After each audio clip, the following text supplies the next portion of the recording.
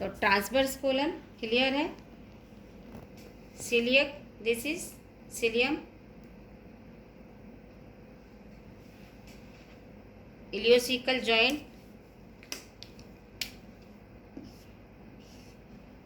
ascending colon, descending colon and ascending colon, transverse colon, descending colon, rectum and anus. Clear? Blood supply, superior mesenteric artery. Superior mesenteric artery divided into 3 arteries. This is middle colic artery, middle colic artery and a right colic artery. This is ileocolic artery, ileocolic artery clear. अब ileocolic artery divide into ascending and descending branch of the ascending branch and descending branch. Ascending branch ऊपर जा रही है transverse colon के लिए, descending branch also division anterior and posterior caecal artery. तो anterior और posterior, ये मानो आपका सीकम है तो सीकम को एंटीरियर और पोस्टीरियर सीकल आर्टरी क्लियर है, ये एंटीरियर और पोस्टीरियर। उसके बाद एक जा रही है appendicular artery, appendicular artery clear.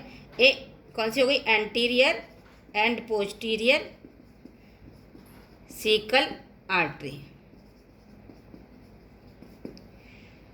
अब क्या होता है, मेन आर्ट्रियल में थोड़ा सा डिफरेंस होते हैं यहाँ पे ट्रांसवर्स कोलन में, जब इसमें स्मॉल इंटेस्टाइन और लार्ज इंटेस्टाइन में ये जब ब्लड सप्लाई होती है, जैसे जेजुनल है या बहुत सारी हैं, तो आपस में ये लूप बनाती हैं।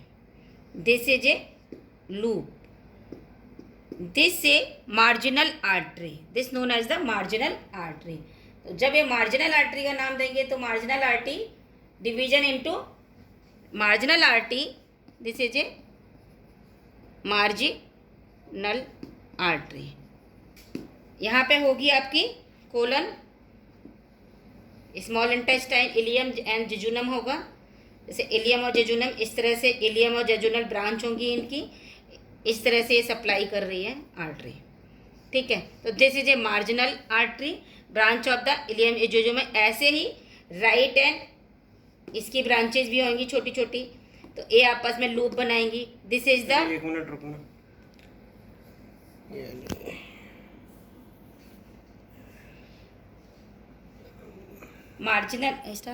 Marginal artery act as a Drummond, ये ड्रम बन जाता है, एक ड्रम मॉन्ड की तरह काम करता है, इसलिए known as the Drummond. और Drummond divided into short and long, small and छोटी और बड़ी डिवीजन आर्टरीज में होगा। स्मॉल और लॉन्ग है, लॉन्ग क्या करेगी आपकी, ये इसकी स्मॉल एंड लॉन्ग, स्मॉल और लॉन्ग जो है वो सप्लाई करेगी आपको, मैंने बताया taenia ribbon like structure. This is a taenia mesocolic and taenia libera and taenia omentalis, 3 बताए थे। तो ऐसे ही ये सप्लाई करती है, अंदर तक जाती है, सीरस मेम्ब्रेन में जाएगी, उसके बाद अंदर जाएगी मस्कुलर लेयर में, और अंदर तक जाएगी, ये पियर करेगी उसको अपने serous muscular and pierce reach to submucous area, submucous तक चली जाएगी। उसके बाद सब म्यूकस तक जब जाएगी तो कहाँ पे सप्लाई कर रही है, मीजोकोलिक तक। इसलिए मीजोकोलिक इज ए वैस्कुलर एरिया, मीजोकोलिक पर ब्लड सप्लाई सबसे ज़्यादा है, तो ट्रांसफर लार्ज इंटेस्टाइन के मीजोकोलिक पार्ट पर ब्लड सप्लाई सबसे ज़्यादा है। और जहाँ पे क्योंकि लॉन्ग ब्रांच चली जाती हैं और शॉर्ट ब्रांच है वो भी मीजोकोलिक तक ही पहुँच जाती हैं, उसमें घुस जाती हैं मीजोकोलिक पर, लेकिन वहीं पे सप्लाई कर देती है, अंदर तक नहीं जाती, जिस रीजन से mesocolic more vascular area and the it's a, जबकि ए मीजोकोलिक इज ए इसके anti blood supply. A mesocolic area जो मीजोकोलिक नहीं है, ए मीजोकोलिक एरिया इज इसके anti blood supply. Mesocolic is a more vascular, clear है। Mesocolic तक जाएगी short branches and long branches, anterior and posterior branch होंगी इसकी। सप्लाई टीनिया मीजोकोलिक को करेगी, सीरस मस्कुलर कोट तक जाएगी, पियर्स रीच टू सब म्यूकोसा, क्लियर है। ये किसी को कोई कन्फ्यूजन, कोलिक ब्रांच क्लियर। आगे चलते हैं, what is the mean of diverticulitis. Diverticulitis, तो डाइवर्टिकुलाइटिस जो है क्योंकि मैंने आपको बताया टीनिया कोलाई एक अपेंडिक्स एपिप्लॉय का, तो अपेंडिक्स एपिप्लॉय का जहाँ पे होती हैं, जैसे ये मेरी इंटेस्टाइन है, इंटेस्टाइन पे ये है टीनिया कोलाई, मीजोकोलाई या जो भी टीनिया कोलाई है, यहाँ पे मैंने आपको बताया ये है, this is the appendix epiploic की, अपेंडिक्स एपिप्लॉय की जहाँ ब्लड सप्लाई यहाँ ज़्यादा है, इस रीजन से ए क्या होता है, म्यूकस मेम्ब्रेन बाहर की तरफ हर्निएट कर जाती है, हर्निया टू म्यूकस मेम्ब्रेन, कहाँ पे जा रही है म्यूकस, ये क्या हो रहा है, क्योंकि ब्लड वेसल्स यहाँ से जब अंदर घुसेगी तो ये हर्निएट कर जाती है, इस रीजन से this part is known as the diverticulum, diverticulitis, इससे इन्फेक्शन होगा, this is the diverticulitis, diverticulitis. Clear. आगे चलते हैं वीनस ड्रेनेज। इसका वीनस ड्रेनेज हम देखेंगे, वीनस ड्रेनेज में जब देखेंगे तो वीनस कहाँ से है, वही सेम है, superior mesentery and inferior mesenteric artery, this is the inferior mesenteric artery. Inferior mesentery कहाँ से आ रही है, वही सेम लेफ्ट कोलिक और सुपीरियर रेक्टल ब्रांच है, इसकी भी superior rectal branch, and the second is the left colic branch, left colic से लेगी डिसेंडिंग कोलन से, और रेक्टम से ब्लड को लेते हुए ये left colic, left mesenteric, inferior mesenteric artery, inferior mesenteric artery कहाँ चली जाएगी, स्प्लीनिक ब्रांच में, सीधे स्प्लीनिक और ये दोनों मिला के कहाँ जाएंगे, portal vein, portal vein. Clear है, पोर्टल वेन याद आ गया, सीलेक्ट ट्रंक याद आ गया आप लोग को, तो this is A inferior mesenteric when, inferior mesenteric when, and this is A superior mesenteric when, same like that superior mesenteric when is also collect the blood from the jejunal and ileum and the ascending colon and transverse colon also, and goes to superior mesenteric colic, superior mesenteric, inferior mesenteric and spleen, ये सब मिलके कहाँ जा रहे हैं, celiac trunk बना रहे हैं, ये portal vein, portal vein, this is A portal vein. Clear है, पोर्टल वेन, तो जैसे इसकी वेनस सप्लाई हो गई। नाउ तो मेन वेनस सप्लाई सुपीरियर और इन्फीरियर मेजेंट्रिक। अब आ जाते हैं लिम्फेटिक ड्रेनेज पर। तो लिम्फेटिक ड्रेनेज कहाँ मैंने आपको बताया था, मेन वही epiploic, appendix epiploic already ball of the colon पर है ही है, अपेंडिक्स एपिप्लॉय की। Second is the paracolic nodes, paracolic node कहाँ पे होंगे, जहाँ मार्जिनल आर्टरी है, मैंने बताया ये मार्जिनल आर्टरी है, मार्जिनल आर्टरी पे जो नोड होंगे वो क्या होंगे, marginal artery, paracolic node. Third second is the intermediate node, intermediate node कहाँ पर होंगे, ये along with the colic artery, तो कोलिक आर्टरी के साथ इलियोकोलिक आर्टरी और लेफ्ट कोलिक और मीजोकोलिक, जो जितनी आर्टरीज हैं इनके साथ जो है ये रहे left colic artery and middle जो होगी सुप्रा इनके कोलिक के साथ में होंगे, इंटरमीडिएट कोड। सेंट्रल कोड कहाँ आएंगे, सुपीरियर और इन्फीरियर वेसल्स के पास। क्लियर है, तो मेन वैस्कुलर सप्लाई कहाँ से थी हमारी, सुपीरियर एंड और इन्फीरियर मेजेंट्रिक वेन, तो इसके पास कौन सा नोड है, सेंट्रल नोड है।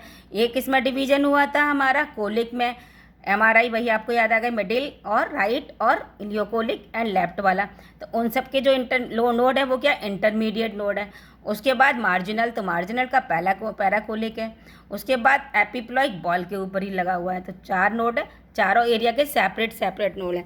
इस रीजन से ही क्या होता है, जब भी कभी लिम्फेटिक कैंसर यदि लार्ज इंटेस्टाइन का होता है पेशेंट को, तो हम लोग क्या करते हैं, पैराकोलिक और इंटरमीडिएट लिम्फ नोड को रिमूव कर सकते हैं। जैसे कि कैंसर मेरा इंटेस्टाइन के इस पार्ट में है, किसी भी एक पार्ट पे कैंसर है, तो मैं जैसे इस पार्ट पे यदि सपोज मैंने माना इस पार्ट पर कैंसर है, तो मैंने इसके लिम्फ नोड को मार्जिनल सप्लाई, जिसकी जो मार्जिनल सप्लाई वाला होगा, ये जैसे कि मार्जिनल सप्लाई ब्लड की आ रही है, तो इसके लिम्फ नोड को और इस लिम्फ नोड को मैं काट दूंगी और इस एरिया को भी काट दूंगी, तो ये मेरे लिए इस पेशेंट को आगे से कैंसर बढ़ेगा नहीं, ये removed by the ligature of the cancer area, right.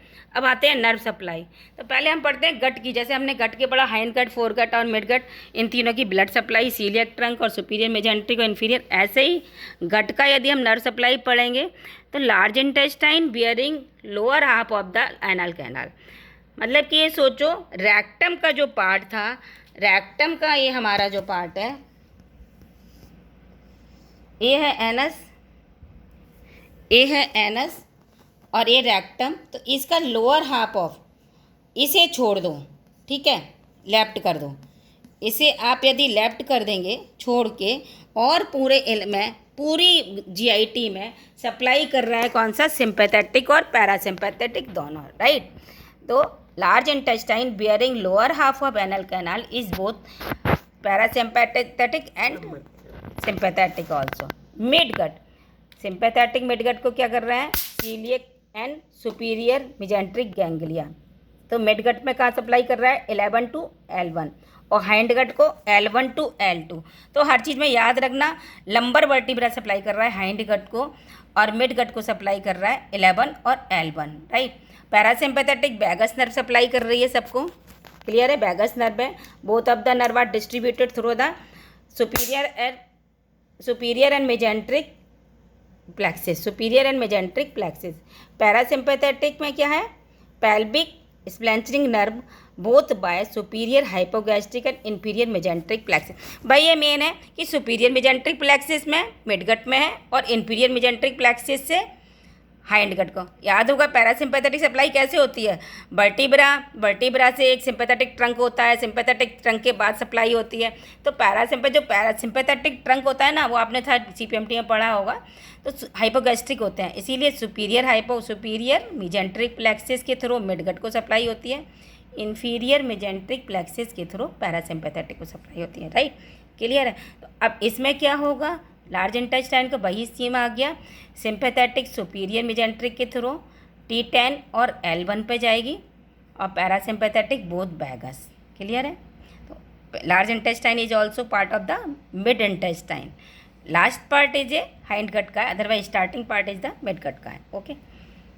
Clinical anatomy क्या है, large intestine can be directly viewed by procedure called colonoscopy. Colonoscopy से हम कभी भी लार्ज इंटेस्टाइन को आराम से देख सकते हैं। लैप्रोस्कोप डालते हैं अंदर और पर एब्डोमेन डालते हैं। जब डालेंगे, मैंने आपको लैप्रो बताया, एक टॉर्च जैसा औजार होता है, उसको जैसे ही डालेंगे और अंदर हम पर रेक्टम डालेंगे, रेक्टम के थ्रू डालेंगे और हम कोलन को अंदर से देख लेंगे। जैसे कि अल्सरेटिव कोलाइटिस का केस होता है, इन्फेक्शन या कोई भी पेन को कंटिन्यू इलियोकोलिक पेन रह रहा है, ब्लीडिंग की हिस्ट्री है, कोई भी कुछ होती है, तो हम कोलोनोस्कोपी करते हैं। जैसे मालूम पड़ा मैंने किया और मुझे पाइल्स नहीं मिला, तो मुझे लगा अंदर से कोलन से कहीं ब्लड तो नहीं आ रहा, तो मुझे ऐसे केस में हमेशा कोलोनोस्कोपी करनी पड़ेगी। डायवर्टिकुलम मैंने आपको बता दिया, diverticulum small invagination of mucous membrane of colon at entry point of arteries. वही मैंने बताया, लिम्फेटिक जहाँ पे है, यहाँ पे एंट्री पॉइंट और आर्टरीज की वीक हो जाती है वॉल, तो म्यूकस मेम्ब्रेन बाहर आ जाती है, हर्निएट कर जाती है। This is the known as diverticulitis, clear, okay, right, okay, bye, thank you.